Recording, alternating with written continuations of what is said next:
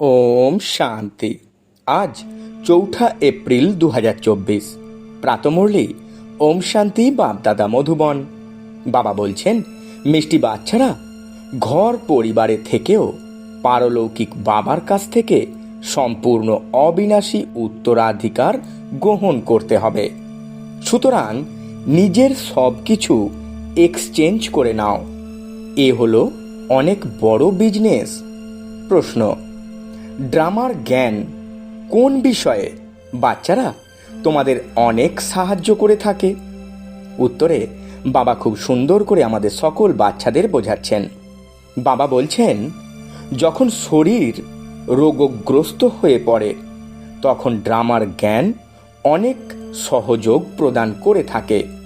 কেননা তোমরা জানো যে এই ড্রামা হুবহু রিপিট হচ্ছে। এখানে কান্নাকাটি দুঃখ করার কোনো প্রশ্নই নেই। কর্মের হিসাব নিকাশ মেটাতে হবে 21 জন্মের সুখের উপহারের সাথে। তুলনা করলে এই দুঃখ কিছুই নয়। এই জ্ঞান সম্পূর্ণ না থাকার কারণে ছটফট করে থাকে। ওম শান্তি।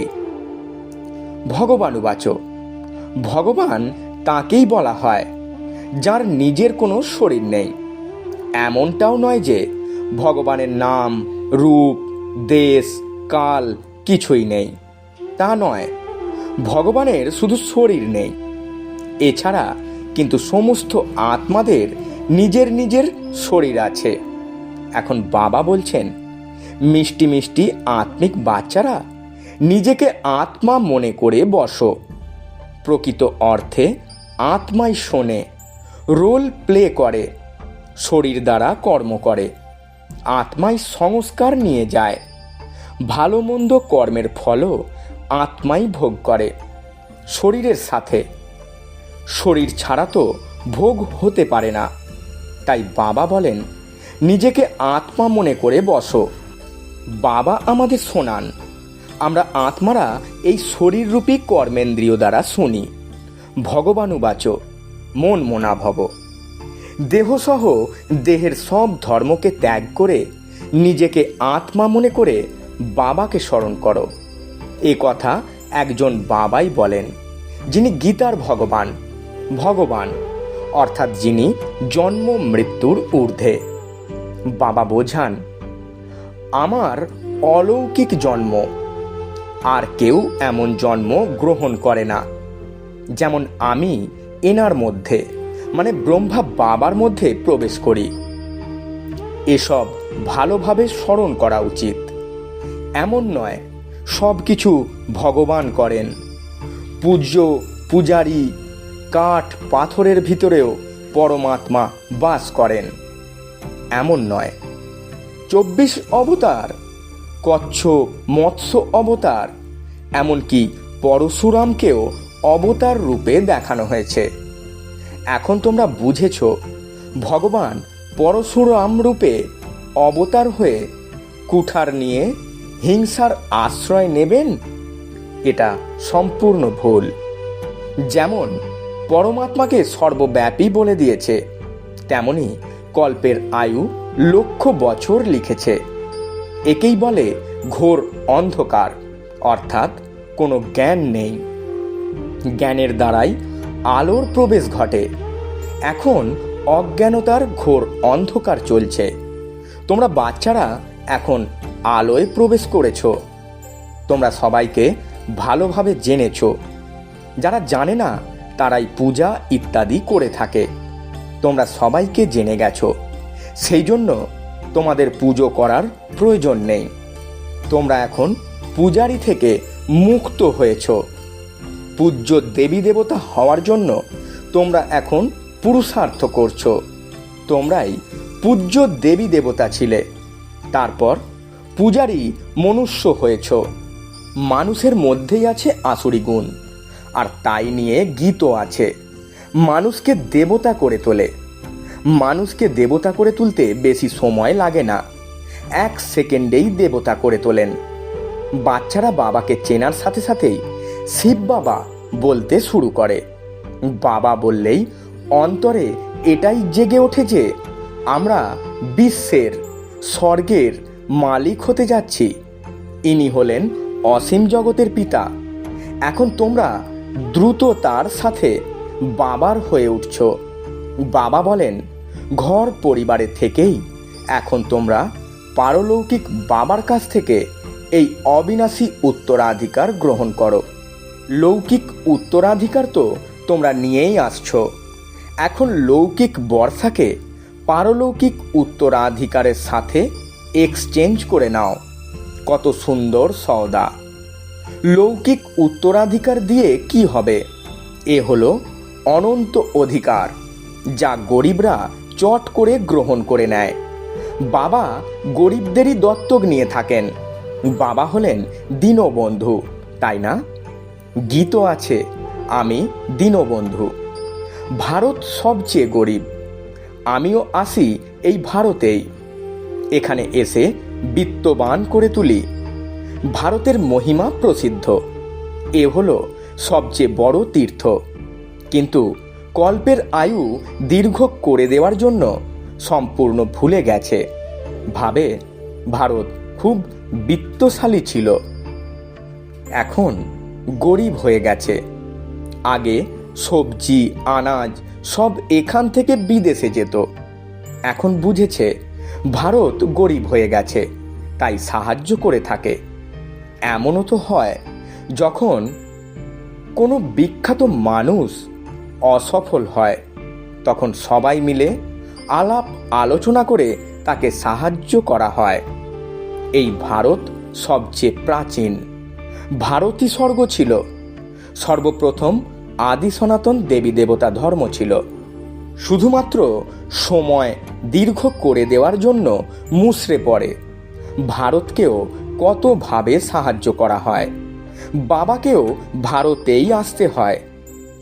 তোমরা বাচ্চারা জানো, আমরা এখন বাবার কাছ থেকে অবিনাশী উত্তরাধিকার গ্রহণ করছি। লৌকিক বাবার কাছ থেকে পাওয়া উত্তরাধিকার পারলৌকিক বাবার সাথে এক্সচেঞ্জ করছি। যেমন ব্রহ্মা বাবা করেছিলেন। দেখেছিলেন পারলৌকিক বাবার কাছ থেকে রাজ মুকুট, রাজ সিংহাসন প্রাপ্ত হয়। কোথায় সেই বাদশাহী আর কোথায় এই সামান্য গদি? বলাও হয়ে থাকে ফলফাদার। এখানে না খেয়ে মরবার কোনো প্রশ্নই নেই। বাবা বলেন, ট্রাস্টি হয়ে সব কিছুর প্রতি যত্নশীল হও। বাবা এসে সহজ পথ বলে দেন।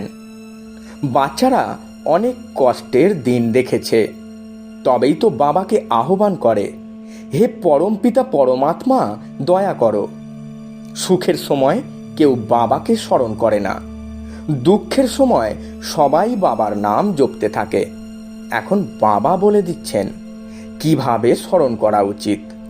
তোমাদের তো স্মরণ করাও আসে না, আমি এসেই তোমাদের বলে দিই। বাচ্চারা নিজেকে আত্মা মনে করে পারলৌকিক বাবাকে স্মরণ করলে তোমাদের পাপ বিনষ্ট হয়ে যাবে। প্রতিটি স্মরণ দ্বারা সুখ অনুভব করো। শরীরের কষ্ট যন্ত্রণা সব শেষ হয়ে যাবে। শরীর সংক্রান্ত যা কিছু কষ্ট সব মিটে যাবে।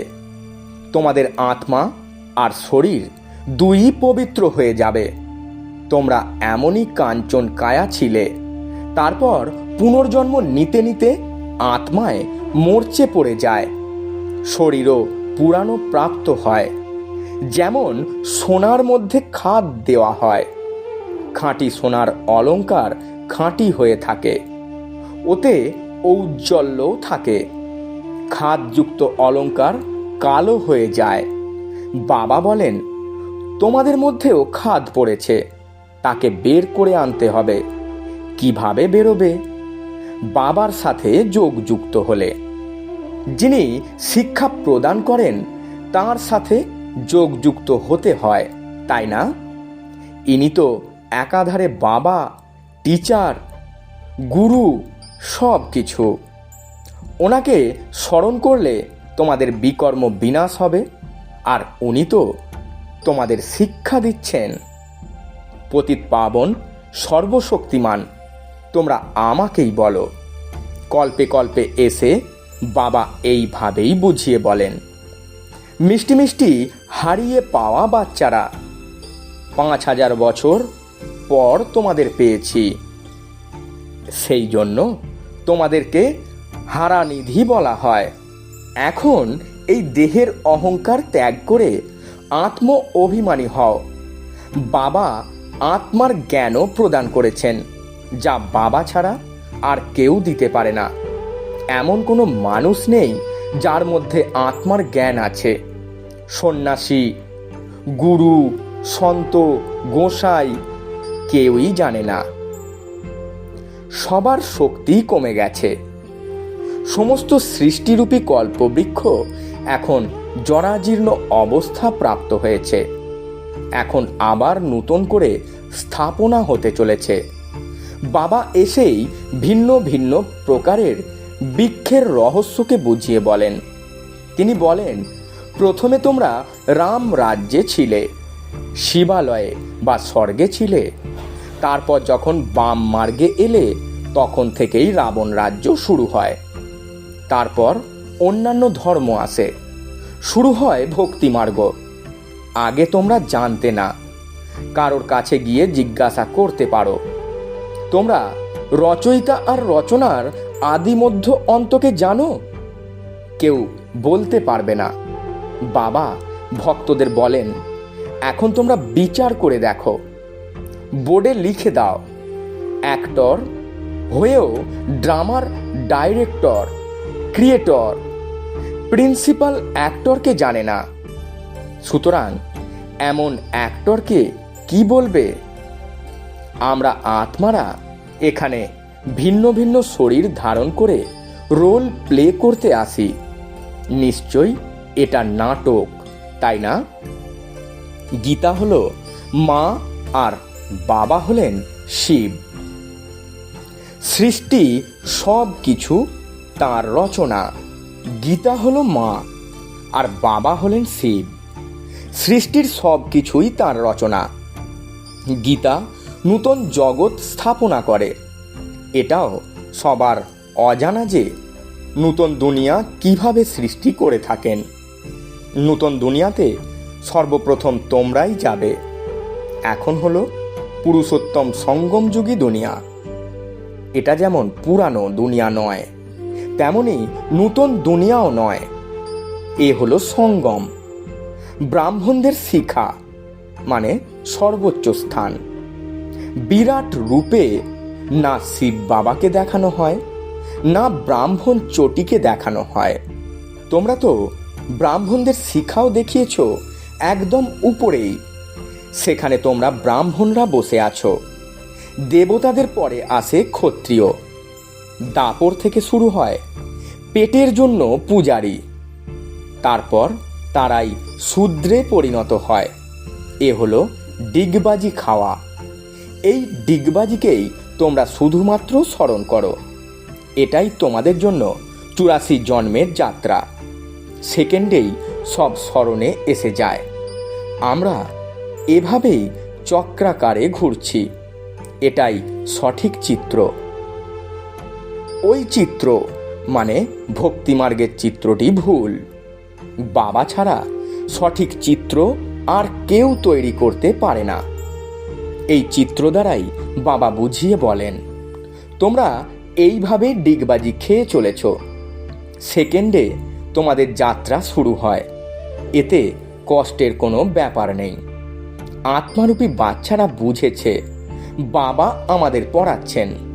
এই সৎসঙ্গ হলো যিনি সত্য সেই বাবার সাথে। ওটা মানে লৌকিক হলো মিথ্যে সঙ্গ। সত্যখণ্ড বাবাই এসে স্থাপনা করেন। মানুষের কোনো শক্তি নেই স্থাপনা করার। ভগবানই করতে পারেন। ভগবানকেই জ্ঞানের সাগর বলা হয়। সাধু সন্ন্যাসীরা জানে না যে এ হলো পরম আত্মার মহিমা। ওই শান্তির সাগর এসে তোমাদের শান্তি প্রদান করছেন। অমৃত বেলায় তোমরা ড্রিল করো। শরীর থেকে আলাদা হয়ে বাবার স্মরণে থাকো। এখানে তোমরা এসেছো জীবিত হয়েও মৃত প্রায় থাকতে বাবার প্রতি পূর্ণ সমর্পিত হয়ে ওঠো তোমরা। এই পুরানো দুনিয়ার এটা পুরানো শরীর, এর প্রতি যেন ঘৃণা জন্মে গেছে। একেই ত্যাগ করে চলে যাব, কিছুই যেন স্মরণে না আসে। সব কিছু তোমরা ভুলে গেছো। তোমরা বলেও থাকো ভগবানই সব কিছু দিয়েছেন, সুতরাং এখন ওনাকে সব কিছু দিয়ে দাও। ভগবান তোমাদের বলেন তোমরা ট্রাস্টি হও। ভগবান ট্রাস্টি হবেন না, তোমরা ট্রাস্টি হয়ে ওঠো, তখন আর পাপ করবে না। আগে পাপ আত্মাদের সাথে লেনদেন হয়ে এসেছে, এখন সঙ্গম যুগে তোমাদের পাপ আত্মাদের সাথে কোনো লেনদেন নেই। পাপ আত্মাদের দান করলে পাপ মাথায় চড়ে যাবে, বলো ঈশ্বরার্থে, আর দান করছো পাপ আত্মাদের। বাবা তো কিছুই নেন না। বাবা বলেন সেন্টার খোলো, এতে অনেকের কল্যাণ হবে। বাবা বুঝিয়ে বলেন যা কিছুই হচ্ছে হুবহু ড্রামা অনুসারে রিপিট হচ্ছে। এর মধ্যে কান্নাকাটি দুঃখ প্রকাশ করার কোনো প্রশ্নই নেই। কর্মের হিসাব নিকাশ মিটছে, এটা তো ভালোই হচ্ছে। বৈদ্যরা বলে সব রোগ উঠলে বাইরে বেরিয়ে আসবে। বাবাও বলেন বাকি থাকা হিসাব নিকাশ মিটিয়ে ফেলতে হবে, হয় যোগের দ্বারা নতুবা সাজা খেয়ে মেটাতে হবে। সাজা তো মানে শাস্তি তো খুব কড়া। রোগ ভোগ ইত্যাদির দ্বারা মিটে গেলে সেটাও অনেক ভালো। ওই দুঃখ 21 জন্মের সুখের উপহারের কাছে কিছুই নয়, কেননা সেখানে অনন্ত সুখ। জ্ঞান সম্পূর্ণ না থাকার কারণে অসুখ বিসুখে ছটপট করতে থাকে। রোগগ্রস্ত হয়ে পড়ে যখন, তখন ভগবানকে স্মরণ করে, সেটাও ভালো। একজনকেই স্মরণ করতে হবে। বাবাও এ কথা বোঝান। ওরা ওদের গুরুকে স্মরণ করে। গুরু তো অনেকেই আছে, এক সদ্গুরুকে তোমরাই জানো। তিনি হলেন সর্বশক্তির অধিকারী। বাবা বলেন আমি এই সব বেদ গ্রন্থ ইত্যাদি জানি, এসবই হলো ভক্তি মার্গের সামগ্রী। এর দ্বারা আমাকে পাওয়া যায় না। বাবা আসেন এই পাপ আত্মাদের দুনিয়ায়। এখানে পুণ্য আত্মা কোথা থেকে আসবে? যে সম্পূর্ণ 84 জন্ম গ্রহণ করেছে তার শরীরেই আসি। সর্বপ্রথম সেই শোনে।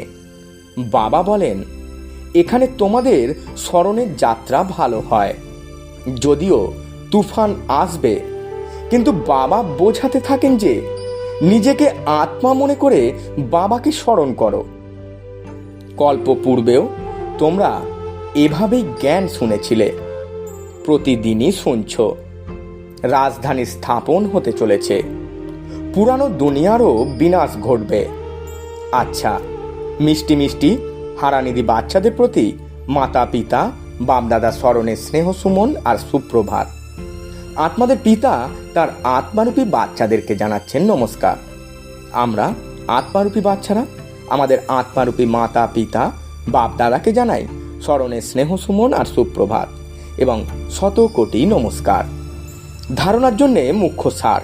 প্রথম পয়েন্ট, অমৃত বেলায় উঠে শরীর থেকে ডিটাচ হওয়ার ড্রিল করতে হবে। পুরানো দুনিয়া পুরানো শরীর কিছুই যেন স্মরণে না আসে, সব কিছু ভুলে যেতে হবে। দ্বিতীয় পয়েন্ট, সঙ্গম যুগে পাপ আত্মাদের সাথে লেনদেন করা উচিত নয়। কর্মের হিসাব নিকাশ আনন্দের সাথে মেটাতে হবে। কান্নাকাটি বা দুঃখ করা উচিত নয়। সব কিছুই বাবার কাছে সমর্পণ করে ট্রাস্টি হয়ে সামলাতে হবে। বরদান, অনুভবের শক্তির দ্বারা স্বপরিবর্তনকারী তীব্র পুরুষার্থী ভব। ব্যাখ্যায় বাবা বলছেন যে কোনো পরিবর্তনের সহজ আধার হলো অনুভবের শক্তি। যতক্ষণ অনুভবের শক্তি না আসে ততক্ষণ অনুভূতি হয় না, আর যতক্ষণ অনুভূতি না হয় ততক্ষণ ব্রাহ্মণ জীবনের বিশেষত্বের ফাউন্ডেশন মজবুত হয় না এবং উৎসাহ উদ্দীপনার চালও থাকে না। যখন অনুভবের শক্তি প্রতিটি কথার অনুভবই বানাবে তখন তীব্র পুরুষার্থী হয়ে যাবে। অনুভবের শক্তি সব সময়ের জন্য সহজ পরিবর্তন করিয়ে দেয়। স্লোগান: স্নেহের স্বরূপকে সাকারে ইমার্জ করে ব্রহ্মা বাবার সমান হও। ওম শান্তি। নমস্কার।